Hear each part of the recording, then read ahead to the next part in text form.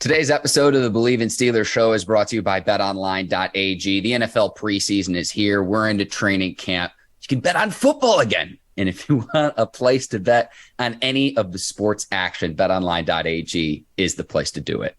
365, 24/7, regardless on what sport it is, where you at. Make sure y'all go to betonline.ag.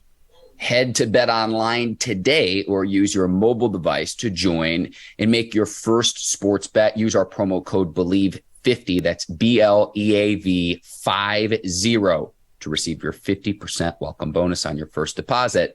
BetOnline, where the game starts. All right, cue the music. It's time to start the show.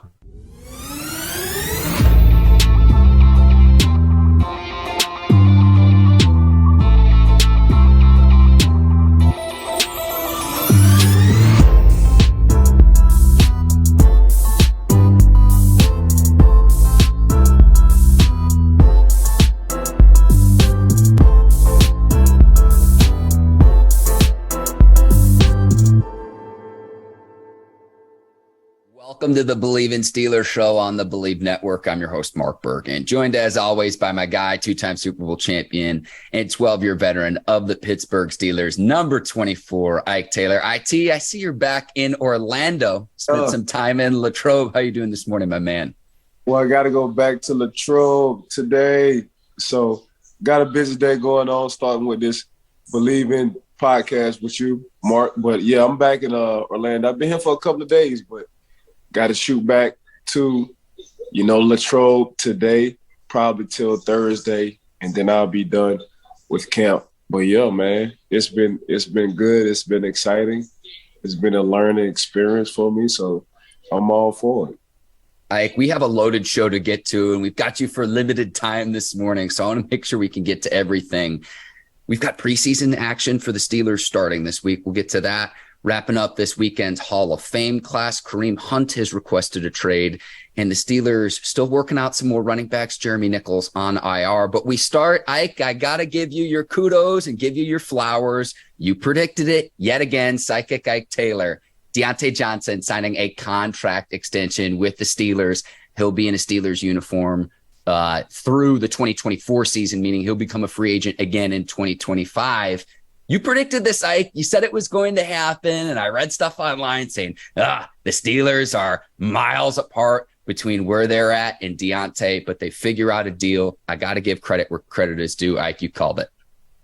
I was kind of the cheat code with that one, and what I mean by that is the first day I met Diontae in person, I was going to say what's up to Coach T at his office at camp. And him and Diontae was talking, and I said, what's up? But you can see on Diontae's face, he was serious. He was upset, I don't know if the talks was all the way apart, but a lot of that was true. And, the next day I saw him, I was talking to him on the field doing warm-ups. We had a smooth little talk. I was telling him a lot of things on the business side from Pittsburgh and just the NFL period. I said, look, Tate, they're going to tell you everything you're not doing. Believe me, I know, because I've been through 3 of these, and that's just what it is from the business perspective. They're not going to say anything you've done. They don't care about the numbers. They don't care about the touchdowns. In the offseason, man, this is how these people think. And I'm just saying general managers, contract guys, just in general. So it's going to piss you off. You're going to be mad as heck. But the more I kept talking to him, and we exchanged numbers, the more he was kind of leaning on my, observation, and he wanted some answers. And I told Tay, this is what I told Tay before he signed. I said, man, you can't count somebody else's pocket. I said, man, what else they got going on outside of Pittsburgh? Maybe it's not for you, because he was huge on the market. I said, man, look, man, hell with the market. I said a lot of contract situations, kind of miscue the market, meaning guys who you probably are better than will get paid more than you because that was a perfect time and that was the situation, and we're talking about the wide receiver coming from the Arizona Cardinals to the Jacksonville Jaguars. What's the young man name? I Bleav Christian Kirk, Ike. Yeah, Christian Kirk kind of offset the market, so there's only been a few receivers last year who put up better numbers than Diontae. And I told Diontae, man, whatever you're looking for, you're going to be in that top 5, top 6 range. I say, bro, you just got to understand. I said, man, just sit down and pray about it. But I don't want you to go the wrong way about it. And you definitely can't look outside of Pittsburgh. DK Metcalf is DK Metcalf. Mm-hmm. Deebo Samuels is Deebo Samuels. And, them guys are different. And how I just sat down and looked at them and Cooper Kupp, them 3 guys, right now, the numbers they putting up is something different. So I said, look, Tay, I'm gonna put 4 of y'all in the pot, bro. And you just put yourself in the general manager's shoes. And I don't want you to catch any feelings. So DK Metcalf, Deebo Samuels, Cooper Kupp, and yourself. If you're a GM, who you picking first, second, and third, and who you're picking last? And that's just the way you gotta look at it, bro. Mm-hmm. I say this just what it is. And I'm not saying for you yourself. To me, you're electric for the Pittsburgh Steelers offense. I've watched you. Mark, you and I had watched the Buffalo game, and we talked about it the day after. Like, yeah, he had a drop or two, but you can see the electricity just kind of come out the Pittsburgh Steelers offense when Diontae was out. Diontae came back the next 2 series, and you was like, okay, he really is the man over there. So I'm glad it worked out. I talked to him, so now him and I are real. We text and we talk often. I'm going to go back up there and I'm going to chop it up with him. I congratulated him that morning when he got paid in person. So he deserved it. He's a good dude. He's a real good dude, man. He's a hard worker, but he's very twitchy. What I mean by twitchy is he's quick and fast, and he gets in and out of his breaks like no other. So that's what he got working for him, and he deserved it, though, Mark. Yeah, Ike, you're talking about the Buffalo game in December of 2020, and Johnson got benched because he had dropped several passes in that game. But when he came off the field, the offense just became stagnant, and it was everything was underneath. There was nothing beyond 10 yards. There was no one to stretch the field. Now, I think Diontae is certainly worth more than the $3 million he was owed going into this season, but he can get paid all over again when he becomes a free agent again in 2025. The Steelers are getting good value, though, because the franchise tag for the receiver position this season is $18.4 million, and Diontae is due to make $18.3. And you best believe that franchise tag value is going to go up again next offseason as teams make more and more and more money. We see the salary cap go up pretty much every year outside of the COVID season, Ike. So I think this works out for both parties in the sense that Diontae gets the money he is deserved. And if he were only going to make $3 million this upcoming season, Ike, I would have told him from an agent standpoint, don't play for only $3 million. You're worth more than that. Is he worth as much as the other people in his draft class, the DK Metcalf, the Deebo Samuels? You mentioned Cooper Kupp, Ike. Probably not. But I think this works out for both parties to where if Diontae continues to put up Pro Bowl seasons and he's a free agent again, he can get paid all over again, and he can make even more considering what the salary cap is doing. Yeah, that's what I told Tay. I said, Tay, by the time you come up, you're going to be 29 years old, bro. So you're going to be 29, you building your resume. You probably make the same or more on your third contract. That's how you got to look at it. So go ahead and get this 2-3 year extension over with. Build your resume. After you build your resume, you can double back. I don't think too many people, the DKs, the Diontaes, and the Deebos and the Cooper Kupps, like, other than that, man, them boys signing 3-year deals. So they can always come back on a third contract because they ain't doing nothing but getting better. They're young and they're building their resume. So that's what it looks like right now, the new norm. These young guys, they don't want a 7-8 year deal. The only people who getting over 6 is probably an offensive lineman or a quarterback. Other than that, this is about to be the new trend, Mark. These outside perimeter guys, these corners and these receivers, they're gonna be looking for the 3-piece. Like, give me 3 years, man, and I'm gonna build it, and I'm gonna come back and I'm gonna hit y'all over the head again. So that's what it looks. Yeah, Ike, it's almost $40 million if he reaches incentives, $27 million guaranteed.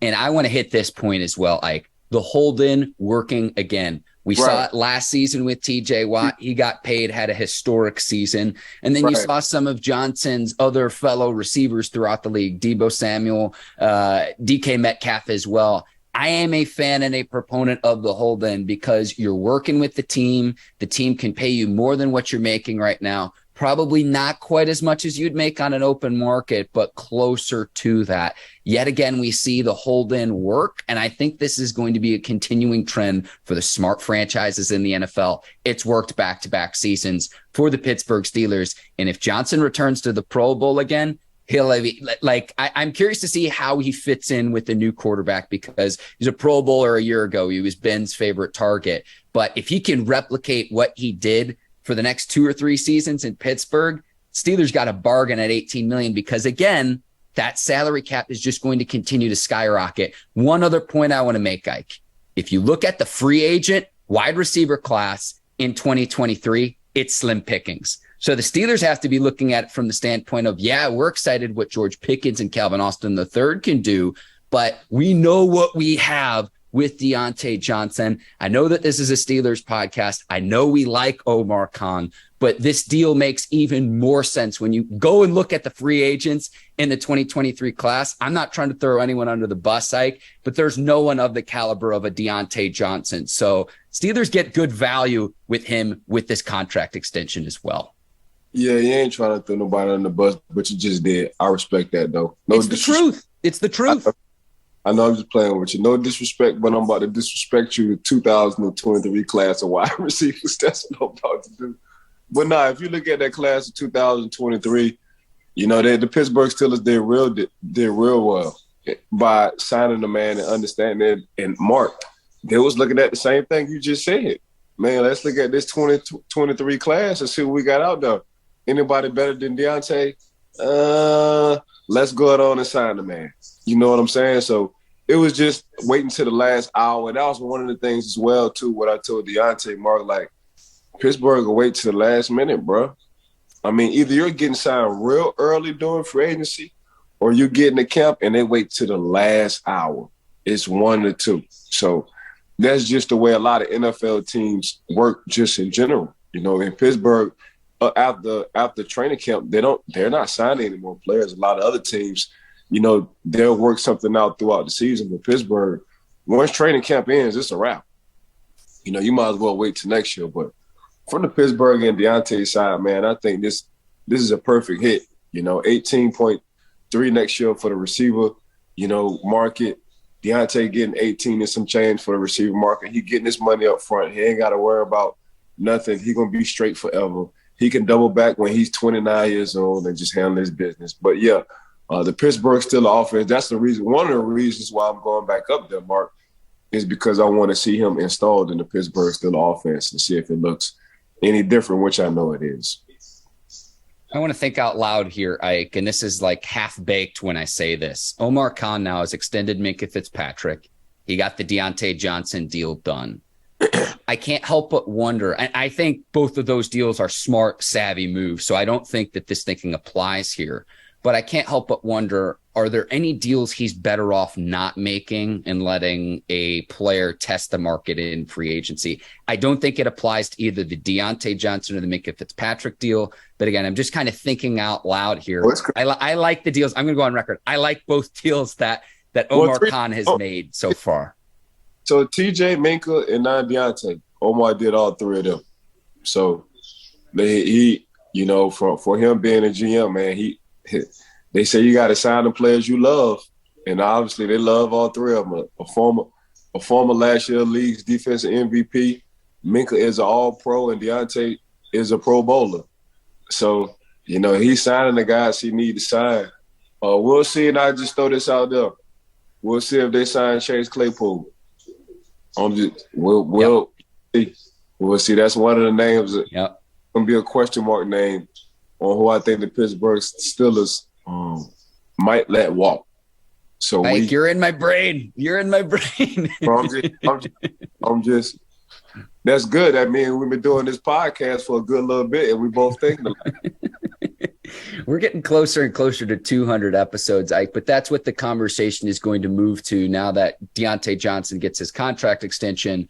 Chase Claypool under contract with his rookie deal for 2 more seasons with the Pittsburgh Steelers. So we'll see what the Steelers decide with Johnson. They probably want to see what they got in the 2 rookies in Calvin Austin III and George Pickens as well in game action. Ike, I know you've been boots on the ground in Latrobe, and we're both very excited what all of the receivers can do.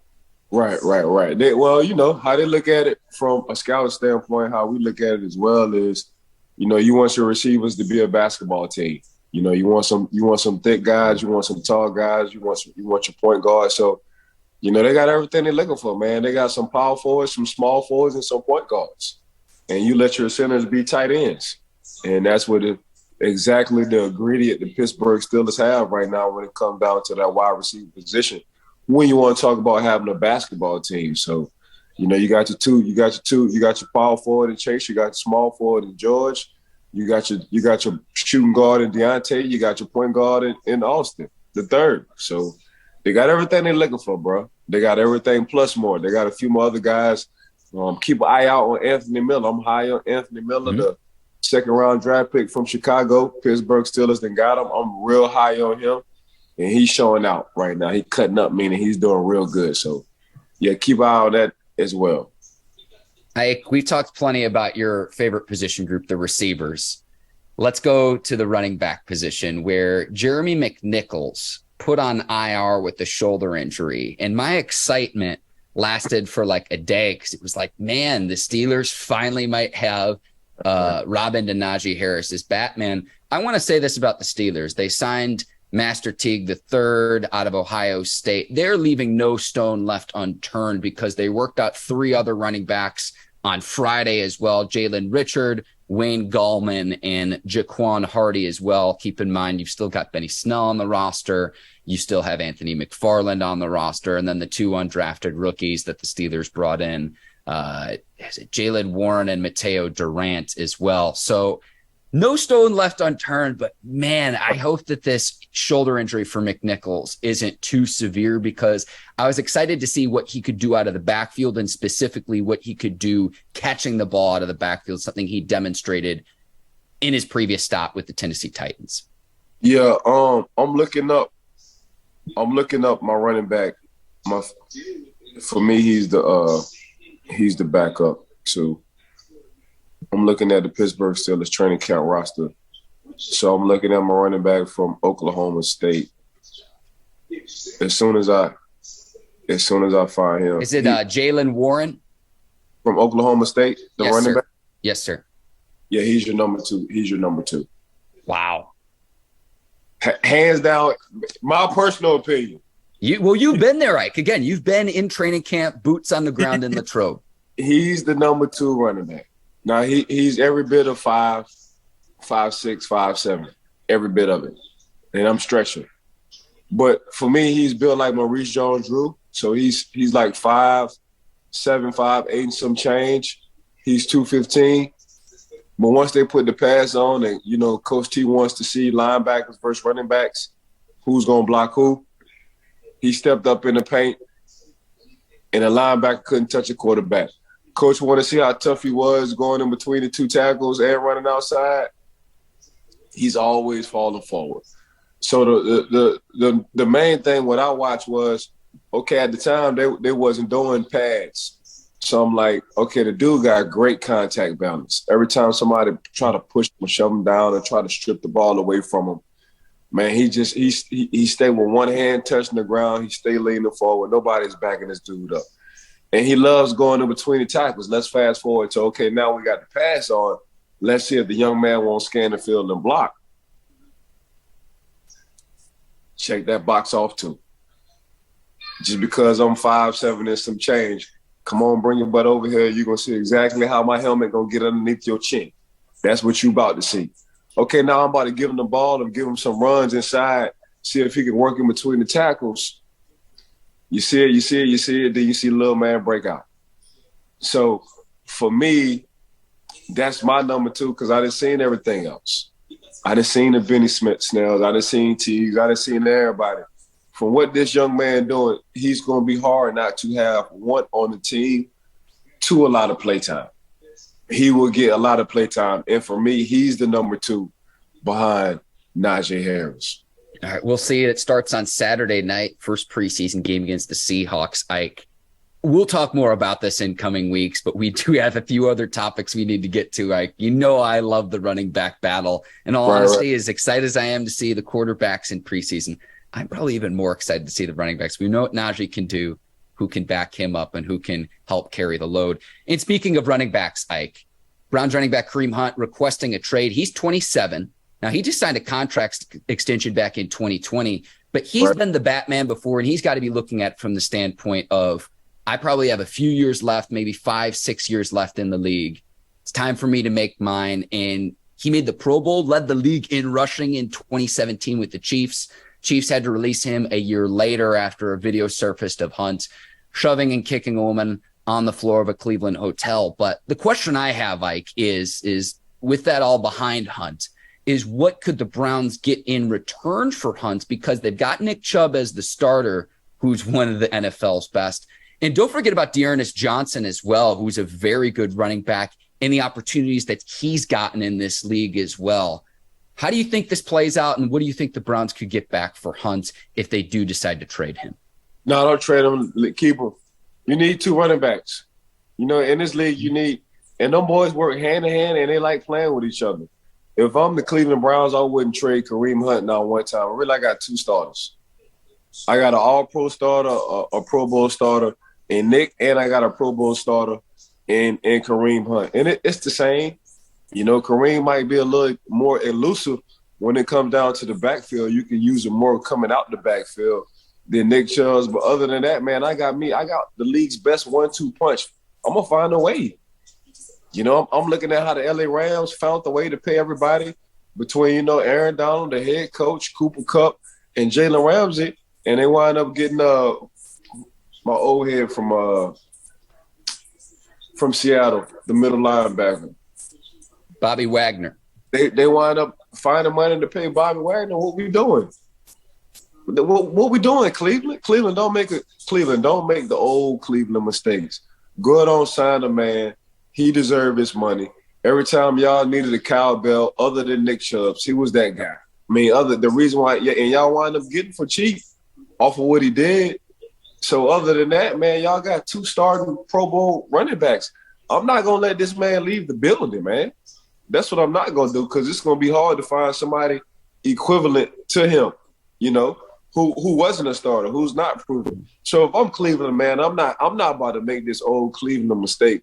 I'm signing a man. Look, I'm going upstairs. If I'm the head coach, I'm going upstairs. I'm like, look here, we need him.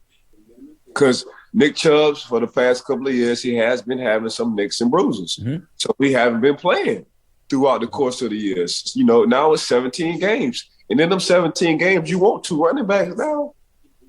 You would love 2 good running backs in 17 games. And that's how I look at it. So if I'm Cleveland, man, I'm going to tell Kareem, man, hell with your trade request. I'm about to sign you tomorrow. 14 games for Chubb last season, 12 in the 2020 season. Hunt has been productive as well, even in a limited backup role. 67 yards from scrimmage per game, 19 touchdowns in 32 games for the Browns. So he could be the number 1 too. It just so happens that Nick Chubb is also there. Correct. It's 1A, 1B. What we doing? I mean, that's your personality. Like right now for Cleveland, that's the personality. That's exactly what you want. You want 2 starting running backs who if one get hurt, the other one can be the other bell cow. But man, what I'm doing, Cleveland, I'm not about to. I saw what he was doing with Kansas City. Mm-hmm. He was gonna get paid regardless. Yeah. Man, get a man his money, man. You know how valuable this man is to the team, Cleveland. Come on, stop playing with the dude, bro. Go ahead on, get a man his money. Go ahead on, sign him to a 3-year deal. You know, I don't know what the market is right now for the running backs, but heck, he's better than a lot of starter running backs in the league. Period. Yeah. And running behind Wyatt Teller and Jack Conklin on that right side, Ike. Like Your face right now is incredible, but that's exactly my point. Is that is tough for any defense to stop, even when you know it's coming, play after play after play after play. Man, y'all saw what Kareem was doing in KC. The world saw what the man was doing in Kansas City. Man, he was cutting up. You know, he was the personality really to the offense. He was setting the tone. He was exactly what Andy Reid wanted. A running back who was stout, built well, who got soft hands coming out the backfield. He was giving you everything. Cleveland, what we doing, bro? Go ahead on, sign the man. Tell the man, nah, we ain't trading you. We about to sign you in 15 minutes. All right, Ike, we got to move on because we need to wrap up the show. Final segment, predicting the 2023 Hall of Fame class. So I want to give kudos to this past year's class, the 2022 class. Dick Vermeil, Cliff Branch, Bryant Young, Tony Baselli, Art McNally, Richard Seymour, Sam Mills, and Leroy Butler. The exercise I want to have on today's show is predicting next year's class. Now, there's going to be 5 modern era players, and what that means is players that have retired within the last 5 years, and then they have 20 years of eligibility as a modern era player. I'm going to give you my list. I want to hear what you think. Here are the 5 that I selected, Ike. Joe Thomas, Browns. He played like more than 10,000 consecutive snaps, which I believe is like the longest streak in NFL history. Darrelle Revis Island. Need I say more? Right. Torrey Holt as well. Torrey Holt, I think right now is the most accomplished receiver, not currently in the Hall of Fame. Right. DeMarcus Ware, same thing at the edge rusher position. There are other edge rushers, which we'll discuss. Then I've got Devin Hester, the greatest return man of all time, rounding out my 5. Those are the 5 that I think belong in next year's class. What say you, Ike Taylor? We'll discuss this really quickly. Yeah, I'm going to go with D. Hess for sure. I'm going to go with Devin Hester. I'm going to go with Darrelle Revis and the Torrey Holt. And you name one more before. DeMarcus Ware, and I've got Joe Thomas as well, rounding out my 5. Joe, by far, between out the 5 you named, by far, hands down, Joe Thomas and Darrelle Revis. Yep. Out the 5, them 2 for sure are guarantees. Guarantees. I didn't play against Joe, and Joe played against some of our best outside rusher linebackers, and we saw exactly what Joe was doing. Joe won't play in no games. So once Joe get them hands on you, go out on, sit your butt down, and go in timeout. That's exactly what Joe Thomas was doing to the Pittsburgh Steelers and everybody else. Darrelle Revis Island. I mean, I've been a fan of Reed. This what he do. He invites you to come to his island. He sell you the dream. He say, man, I got all these exclusive restaurants. I got a six-star, a diamond hotel. I got a catering, a concierge service. I got everything you look for. You get to the island, there's nobody there. He's there to lock you up. There is no such thing as a hotel, no concierge, no nothing. So Revis didn't lie to you. So when I look at that part, but hands down, it's between them 2, Mark Revis and Joe Thomas. Yeah, I'm with you there. Torrey Holt, I could make the argument that Reggie Wayne, Andre Johnson deserving, Hines Ward. We've argued on behalf of Hines Ward, who, in my opinion, is the greatest blocking receiver. Right. In my opinion, and I've said this before, you got to put Torrey Holt in first before you put Ward in. I felt the same way about DeMarcus Ware as well. If you look at the stats, like James Harrison, your former teammate, I think is deserving. Dwight Freeney as well. If you look at the stats, if you look at the on-field production, there are certain players that need to go in first, Ike. So it's not to say that the other guys aren't deserving, but there needs to be a pecking order in terms of the merit, the on-field accomplishment, and how you remember those players in some of the greatest moments of the game. Yeah, I mean, I would take Debo over. No disrespect, I'm taking Debo over, DeMarcus Ware. He changed the game. Like, I'm looking at who changed the game. And did DeMarcus Ware change the game? We talking about a former league defensive MVP in James Harrison. I mean, and I just know for a fact we didn't ask James Harrison to rush the quarterback every time. He had to cover as well. It was one time when he was second on the league in interceptions.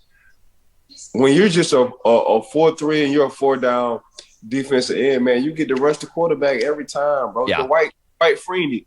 They didn't ask the White Freeney to go out to the flat to hook curls and cover. Hey, get to the quarterback so I can only imagine if you let a James Harrison, a Lamar Willie, a Joey Porter just rush the quarterback every time. Man, them boys going to have 20 sacks a year. But yeah. That's just the difference for me, Mark. But I got to skate. All right, Ike, we will get you out of here. Best defensive play in Super Bowl history as well, might I add. Correct. And I'm glad you brought up the context because Ware and Freeney have more sacks, more tackles for loss, but that's important context. And I appreciate you sticking up for your teammate as well. It's important context. IT, you're the absolute best. I want to thank you, our producers over at Brinks TV, led by John Brinkus, Courtney Vargas, Herbert Diaz, and producer Yincy, today's sponsor of Bleav in Steelers, betonline.ag. I want to thank the Bleav Network as well. Ike, am I leaving anyone else out? I know we got to get you out of here. No, I think we're good. I want to thank everybody who works. I want to thank the Bleav in podcast, betonline.ag. Got to thank you too, Mark, as well. Everybody who Brinks TV, everybody who's working behind the scenes. This only goes towards you because it wouldn't be a Mark and Ike show without any of y'all. So teamwork does make the dream work. Make sure y'all give us a 5-star. Please rate us 5-star. All we do is be exciting, give good information, and we have two different strong personalities that come together just like gumbo. Ike, first preseason game is Saturday. Safe travels back to Latrobe between now and then. For Ike Taylor, I'm Mark Bergin. Thanks for watching the Bleav in Steelers show. We'll see you next week recapping the first preseason game. We're excited. Until then, take care. So long, everybody. Peace.